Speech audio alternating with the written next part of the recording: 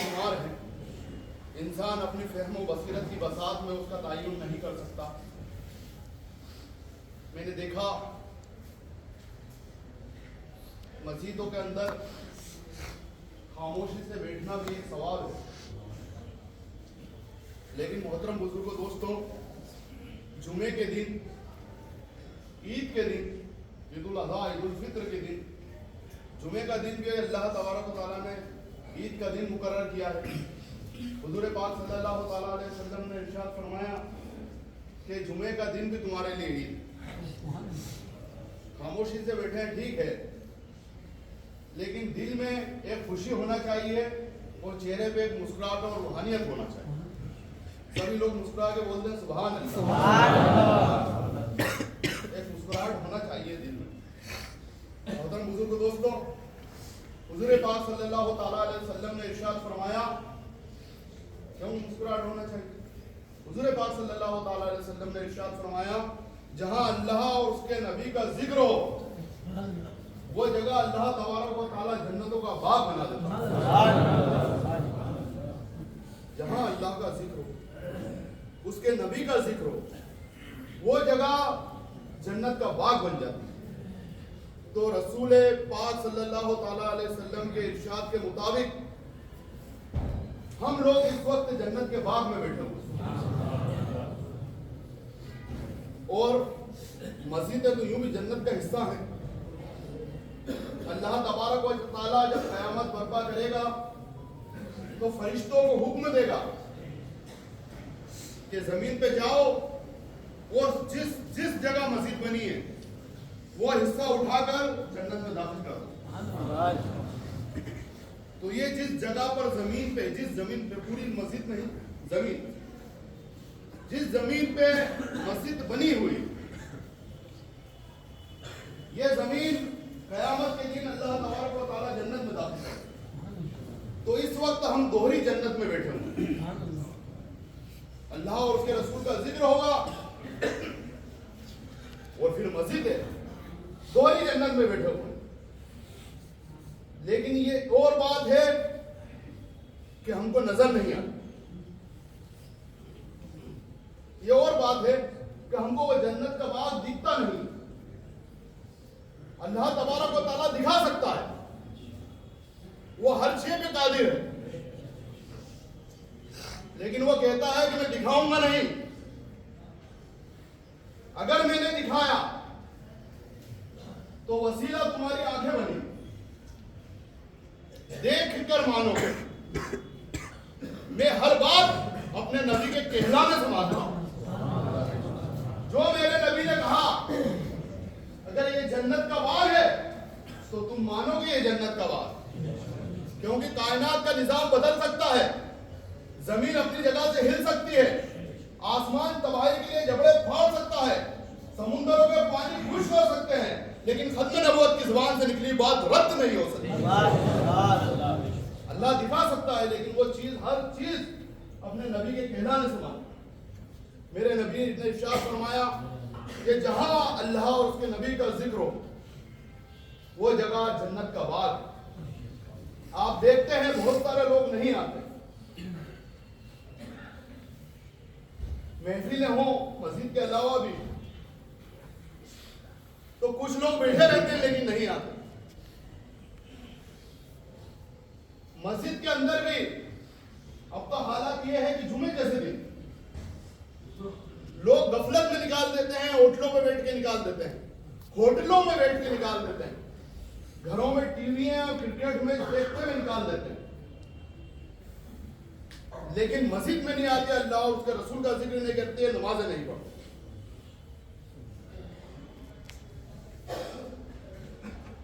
आप देखेंगे कि छोटे छोटे बच्चे आ जाते हैं, नौजवान आ जाते हैं, बुजुर्ग नहीं आते। तो अगर कोई छोटा बच्चा अल्लाह और उसके रसूल की महफिल में आ गया तो वो बड़ा बन जाता है, और जो बड़ा नहीं आया वो छोटा बन जाता है। इसका पता कब चलेगा? जब इंसान की यह आंखें बंद हो जाएगी, जब इस बात का पता चलेगा और ये आंखें खुल जाए कब्र के अंदर। जब वो कब्र के अंदर जाएगा तो उसको पता चलेगा कि हाय, हमने कितनी गफलत में जिंदगी गुजारी, काश हम अल्लाह और उसके रसूल के जिक्र सुन लेते। और जहां पर अल्लाह और उसके रसूल का जिक्र होता है, अल्लाह तबारक व तआला फरिश्तों को ऐलान करता है कि उस महफिल को घेर लो जहां मेरा और मेरे महबूब का जिक्र हो रहा।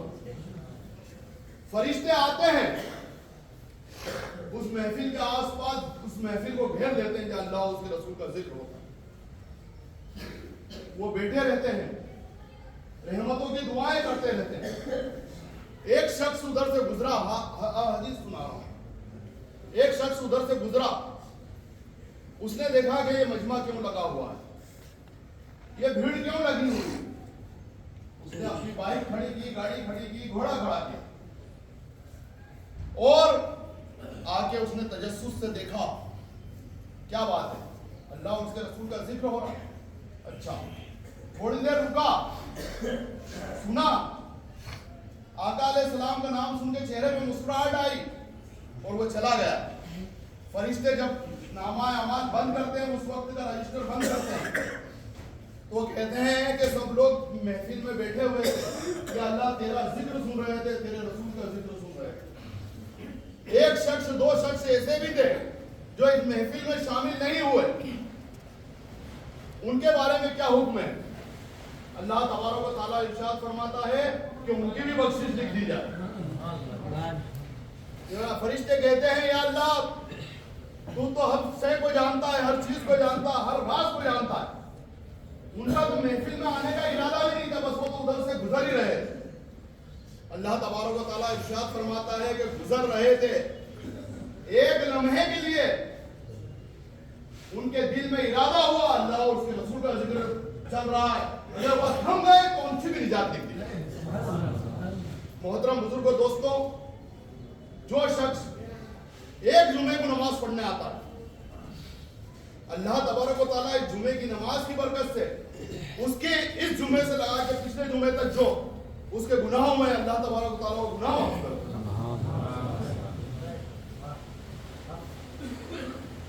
बख्शिश हो जाती है। तो मोहतरम बुजुर्गों, दोस्तों, बख्शिश मिलना आसान है। हर साल कितने लोग हज करते हैं? हुजूर पाक सल्लल्लाहु अलैहि वसल्लम ने इरशाद फरमाया कि जो शख्स ने अपने निगाहों की हिफाजत करी हज के दौरान, और जब वो वहां से लौटा तो गोया ऐसा लौटता है जैसे अपने आज ही उसने अपनी माँ के पेट से जन्म लिया, उसके सारे गुनाह मिटा दिए जाते। लेकिन मोहतरम बुजुर्गों, दोस्तों, देखना यह है कि कितने लोग हैं जो इस हज को बचा कर, कितने लोग हैं जो इस जुम्मे से उस जुम्मे तक अपने आमालों को बचा के रखते हैं, इस बख्शिश, मिली हुई बख्शिश को बचा कर। वो तो रहमान और रहीम है, वो तो बहाना ढूंढता है, इतनी मोहब्बत करता है कि वो बख्शिश कर देता है। लेकिन उस बख्शिश को बचा के कितने लोग रखते हैं? बारहा अल्लाह तबारक व तआला लोगों को बख्शता जाता है, उनके अमाल में पर्दा डालता जाता है, उनके गुनाहों में पर्दा डालता जाता है, अमाल को बढ़ाता चला जाता है। लेकिन आखिरकार ये होता है कि ये गफलतों की जिंदगी में इंसान फिर गुनाह करता है, फिर गुनाह करता है, अल्लाह बख्शता जाता है, और आखिर ऐसा होता है कि बाज़ वक्त ऐसा आता है कि वो गुनाह की हालत में उसका फौत हो जाता है। फिर कब्र है।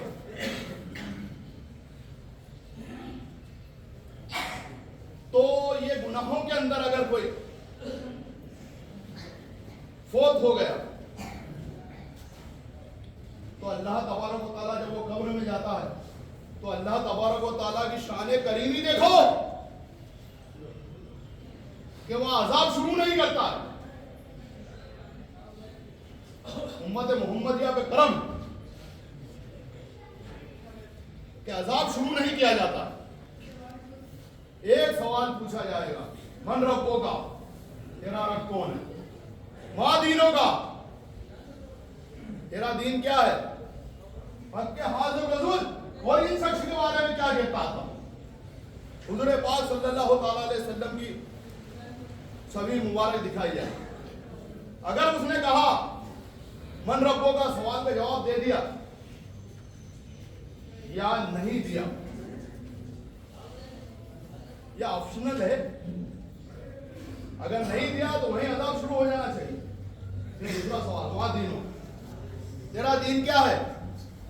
फिर एक चांस, फिर हुजूर पाक सल्लल्लाहु अलैहि वसल्लम का चेहरा मुबारक दिखा जाएगा। अगर वो मोहब्बती है, आका अलैहिस्सलाम से दिल से मोहब्बत करता है, तो वो तो बस इतना कह देगा ये तो हमारे हुजूर है, ये तो हमारे नबी हैं। उसके लिए जन्नत की खिड़की खोल दी जाएगी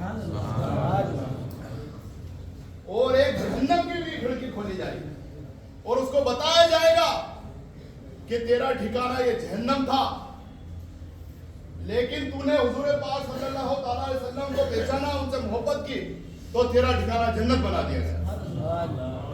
तो ये जो भी अजाब है, वो जो भी गुनाह है, अल्लाह तबारक व तआला कयामत के दिन इनका हिसाब और किताब पूछेगा। नमाज पढ़ी या ना पढ़ी,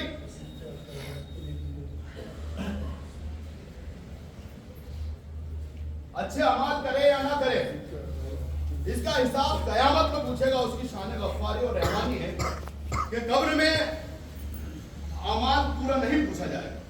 मोहतरम बुजुर्ग दोस्तों, हर दिन जुमे का दिन मान के चला जाए, हर दिन मस्जिदों की तरफ दौड़ा जाए, हर दिन अजान पे हम अपने काम बंद कर दें, हर दिन वक्त हर अजान पे हम मस्जिदों के अंदर पहुंचने वाले बन जाए, हर वक्त हम नमाज पढ़ने वाले बन जाए, तो यकीन मानिए हुजूर पाक सल्लल्लाहु अलैहि वसल्लम के फरमान के मुताबिक जितना भी वक्त हम मस्जिद के अंदर बैठेंगे वो जन्नत के बाग के अंदर बैठेंगे।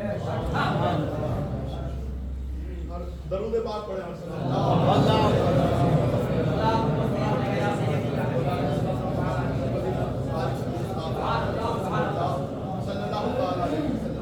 मोहतरम बुजुर्ग दोस्तों, साइंटिस्टों ने यह तजुर्बा किया कि इस पूरी कायनात के अंदर हर वक्त कहीं ना कहीं बारिश हो रही है।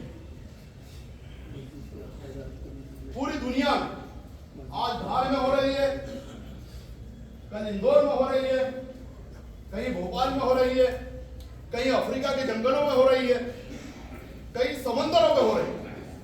हर वक्त 24 घंटे कहीं ना कहीं बारिश होती है।